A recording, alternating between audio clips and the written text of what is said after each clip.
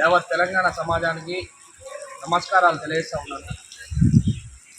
13వ తారీఖు తెలంగాణ రాష్ట్రంలో నిర్వహించేటటువంటి పార్లమెంట్ ఎన్నికల్లో ప్రతి ఒక్కరూ డాక్టర్ బాబాసాహెబ్ అంబేద్కర్ ఇచ్చినటువంటి ఉజ్రాయుధమైన ఓటు హక్కును ఉపయోగించుకొని 18 సంవత్సరాలు నిండినటువంటి యువతీ యువకులందరూ కూడా అమూల్యమైనటువంటి ఓటు హక్కును ఉపయోగించుకొని మీ యొక్క ఓటు హక్కును పోలింగ్ కేంద్రాలకు వెళ్ళి వేయాలని చెప్పి విజ్ఞప్తి చేస్తా ఉన్నా. తెలంగాణ సమాజంలో ఉన్నటువంటి బీసీ సామాజిక వర్గాన్ని ఒకటే తెలియజేస్తా ఉన్నా. ఇలా యావత్ తెలంగాణ సమాజమే కాదు, భారతదేశంలో యావత్ దేశం పరంగా చూసుకున్న జనాభా ప్రాతిపదిక ప్రకారం 60% పైగా ఉన్నటువంటి బీసీలకు ఇలా అన్యాయం జరుగుతూ ఉన్నది. ఒకటే ఆలోచన చేయండి. ఏ పార్టీ ద్వారా అయితే అది కాంగ్రెస్ పార్టీ కానీ, బీజేపీ పార్టీ కానీ, టీఆర్ఎస్ పార్టీ కానీ ఎవరైతే బీసీలు ఇలా పార్టీ గుర్తింపు పొందినటువంటి నాయకులు ఎవరైతే ఉన్నారో, ఉదాహరణ చూసుకున్నట్టయితే మన బోర నర్సయ్య గౌడు ఇలా భువనగిరి నియోజకవర్గం నుంచి పోటీ చేస్తూ ఉన్నాడు. ఇలా ఈటల రాజేందర్ అన్న తెలంగాణ రాష్ట్ర సాధన కోసం అనేక పోరాటాలు చేసి ఉద్యమకారులను కాపాడినటువంటి వ్యక్తి. అలాంటి నాయకుని కోసం అండగా నిలబడినటువంటి అవసరం ఉన్నది.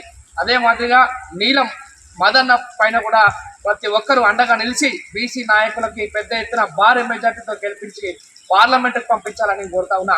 ఎందుకంటే బీసీ నాయకులు కనుక ఇలా పార్లమెంటుకు పోకపోతే ఇలా బీసీ కులగణన కానీ, బీసీల రిజర్వేషన్ల పెంపు కానీ, ఇలా బీసీలకు ప్రత్యేక మంత్రిత్వ శాఖ కానీ ఏర్పడకపోవడానికి ప్రధాన కారణం ఉంటుంది కాబట్టి ఒకసారి ఆలోచన చేయండి. ఇవన్నీ ఏర్పడాలంటే మన బీసీ సామాజిక వర్గానికి చెందినటువంటి నాయకులు ఇలా యావత్ తెలంగాణ సమాజం అంతా కూడా ఆలోచన చేసి ఇలా మనం చూస్తూ ఉన్నాం. మనం వేసే ఓటు పైన 5 సంవత్సరాల బంగారు భవిష్యత్తు ఆధారపడి ఉంటుంది. ఒక్కసారి కనుక మీరు ఓటు హక్కు నమ్ముకుంటే 5 సంవత్సరాలు దేశ భవిష్యత్తును తాకట్టు పెట్టవలసి ఉంటుంది. కాబట్టి యావత్ బీసీ సమాజాన్ని మోసం చేసినటువంటి వాళ్ళు అవుతారు. కాబట్టి ఒకసారి ఆలోచన చేసి మంచి నిర్ణయం తీసుకొని మీ కుటుంబ సమేతంగా వెళ్ళి పోలింగ్ కేంద్రాలకు వెళ్ళి ఓటు వేయాలని చెప్పి నేను విజ్ఞప్తి చేస్తా ఉన్నా. ఇలా యావత్ దేశాన్ని కాపాడుకోవాలి, రాష్ట్ర అభివృద్ధిని కాపాడుకోవాలి.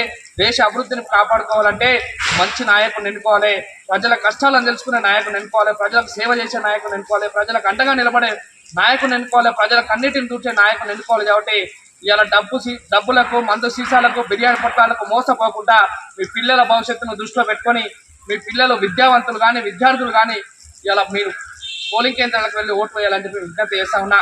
తప్పనిసరిగా ఓటు హక్కును ఉపయోగించుకోవాలి, దేశ భవిష్యత్తును కాపాడాలి, రాష్ట్ర అభివృద్ధిని కాపాడాలని తెలియజేస్తూ నా పేరు ఆరగంట నారాజ్, బీసీ విద్యార్థి సంఘం రాష్ట్ర ఉపాధ్యక్షుడు, తెలంగాణ ఆల్ యూనివర్సిటీ ఇన్ఛార్జ్.